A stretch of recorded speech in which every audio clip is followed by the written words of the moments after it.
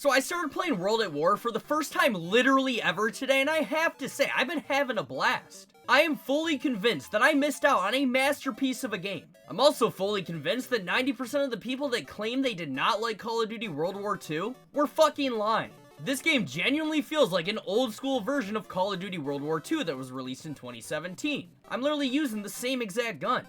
I know a lot of people playing World War II like to use the Kar 98, but especially once that got nerfed, I liked using the Springfield. Although I'm pretty sure in World War II it was called the M1903 or something like that. All I know is I would actually love for them to remaster this game because it's just perfect. This is actually a great World War II shooter. Like, it's like one of the best World War II games of all time. We got windmills hanging around. We have zombies that we cannot see. Overall, I would love to see them remaster this game. I really would. If they are going to remaster another Call of Duty game, I think this should be the game they remaster. Do you guys understand how refreshing it actually feels to play on Call of Duty maps? Not just any Call of Duty maps, but classic Call of Duty maps that I have never played on before? Seriously, I feel like I'm 13 again, stealing my stepbrother's games. I will never forget the whole reason I originally started playing Call of Duty was because I found FaZe on YouTube. I wanted to join FaZe. I thought that was my way out. I really did. But that weekend, I went over to my dad's house and I told my stepbrother that I needed to borrow all of his Call of Duty games, and he never got those Call of Duty games back from me.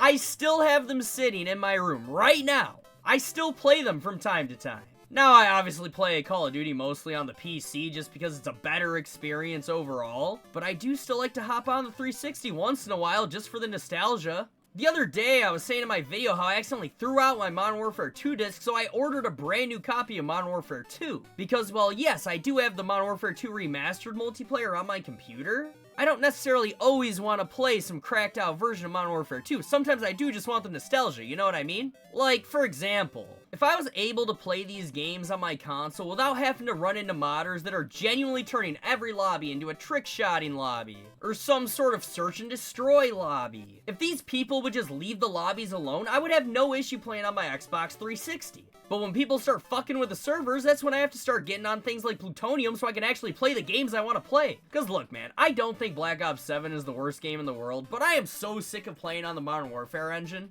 I remember when Vanguard came out, and I didn't even buy Vanguard when it first came out. I waited a couple months. I'm pretty sure I bought it on Christmas because it was on sale. But when I first started playing it, I told my friend, yo, this really feels like Modern Warfare 2019. I'm kind of digging this. And he informed me that every Call of Duty moving forward was going to have that same exact engine. And at that point, I thought that was amazing. I thought this was the best thing to ever happen to Call of Duty. I thought Call of Duty was back. I thought everyone was on the same page. Turns out I was very wrong. Nobody was enjoying Modern Warfare 2 when that came out. I kind of had a feeling people were going to hate Vanguard, but that's just because the whole concept of another World War II game that soon just felt a little bland. And again, I love the World War II themed games, that just was not it. It was like a conjunction of everything Call of Duty's ever done, just put into one sloppy mess. Like, honestly, I think this game is amazing. I guarantee you if I hopped on World at War on the Xbox 360, I probably wouldn't even be able to find a lobby. Maybe if I got on during peak hours, but even then, I don't know. You hear a lot more people talking about World at War now than you did when I was younger, so maybe there's some population of players on that game. But the honest reality is that overall, this is just not a game a lot of people look back at thinking, oh, those were my glory days. And that's simply because Call of Duty 4 was just too damn good.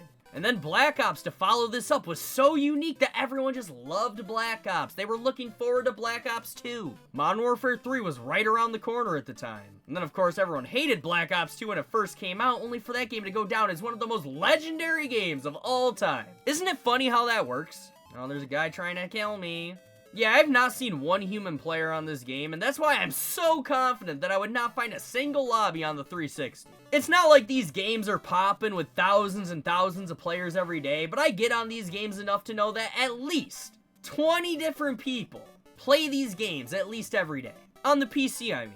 And that goes for Black Ops 2, the MW2 Remaster, Modern Warfare 3, even Black Ops 1. I was just playing Black Ops 1 a little bit ago on Plutonium. A little bit of a spoiler for a future video, but I was just playing Black Ops 1 on Plutonium, and that shit was populated. I got into a Nuketown lobby, and both teams were full. I honestly wonder what life was like when this was the newest Call of Duty game. I cannot even imagine. Because, I mean, World War II ended up getting shat on when it came out. I didn't even know this, to be honest with you. I thought everyone was loving that game up until like a few updates down the road that ruined it, but according to T-Dog Smitty, it's the opposite. He claims that the game was bad during the first couple of months, but then by the time the game was over, that's when it was good. But as a sniper, I really do have to disagree. I mean, come on. They nerfed the Kar 98 and made it completely unrecognizable. A lot of people were coping when that happened, saying that it wasn't that noticeable, but I noticed it. The M1903 was better after that. AKA the Springfield, which I'm using right now. And that was that. I actually think I remember uninstalling Call of Duty World War II because of that update. Probably went back to Black Ops 3 or Modern Warfare Remastered even. Probably not. I didn't really play that game that much until later on. Still a banger game though. I see a lot of people say that that was a terrible remaster. Well, guess what? Fuck you. I was so excited to play Modern Warfare Remastered the day it came out, and then when I typed that code into my fucking console, waited hours for the game to download, and then went to play it, I could not play it.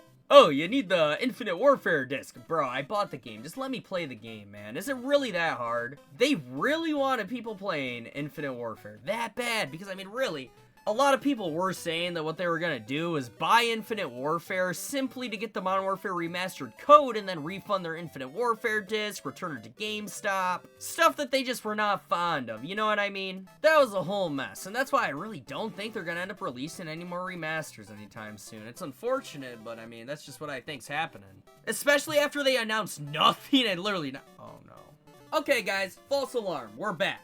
3 in the morning and my mom was calling me. I thought she was gonna bitch at me for screaming through the house when she's gotta work in the morning. You know how that goes. If that were the case, that would have been on me. But as I was saying, Xbox just did an entire showcase earlier last month and they did not announce a single thing that actually matters. Nothing about Call of Duty. I don't even actually know what they announced. That's how uneventful this thing was. I actually heard T-Dog in a podcast say that pretty much sums it up, is that they announced nothing. And that they're probably going to announce nothing. Xbox fell off. If you want to talk about a company that fell off, Xbox fell off. Somewhere, there is a Microsoft CEO that is punching the air, wondering why they thought it would possibly be a good idea to acquire Activision, because they have not made any money since they've done so. They have lost millions, if not billions of dollars because Call of Duty is not profitable for them.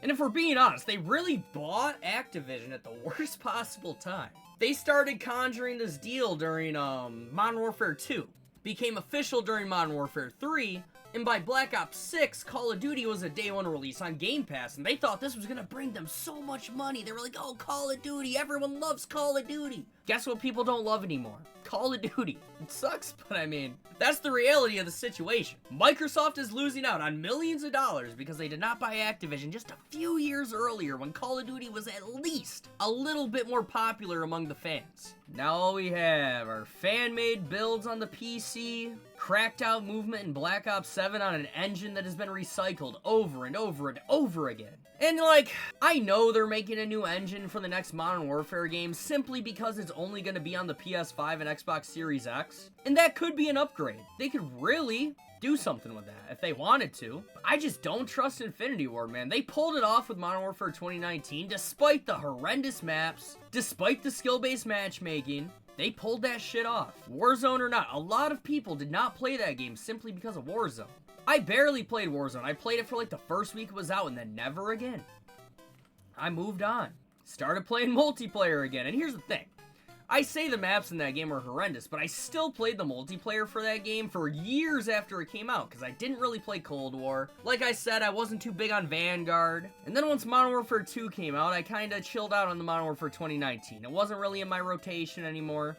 I still do go on there once in a while just to play it. I did buy it digitally when it was on sale. And it is nice to be able to get into actually active servers on a game that's like kinda old. It's kind of complicated, I don't know. I have mixed emotions about Modern Warfare 2019. Because I really did love it when it was actually, like, new. It was fresh. Now every game feels like Modern Warfare 2019. Even Battlefield 6, man. That game kind of feels like MW 2022. Probably gonna get a lot of hate for that, but that's just how I feel. I mean, it's like a modern-day shooter. It's kind of slower. Obviously, MW2 is a little bit faster just because, I mean, it's Call of Duty. It's always been faster than Battlefield. But I don't know, man. It seems like all these new games kind of just took a tumble off a cliff as soon as they came out, and that was that. Arc Raiders, finished. Battlefield, finished. Call of Duty was finished before it even came out. I'm not even gonna bother mentioning that one. I'm just not sure where they even go from here. Like, obviously they can release remasters, but eventually those would become dry. Those would run out. They'd run out of things to remaster, just like they... How did I just miss every single... Yo, listen. I'm not joking when I say this is my first time playing World at War.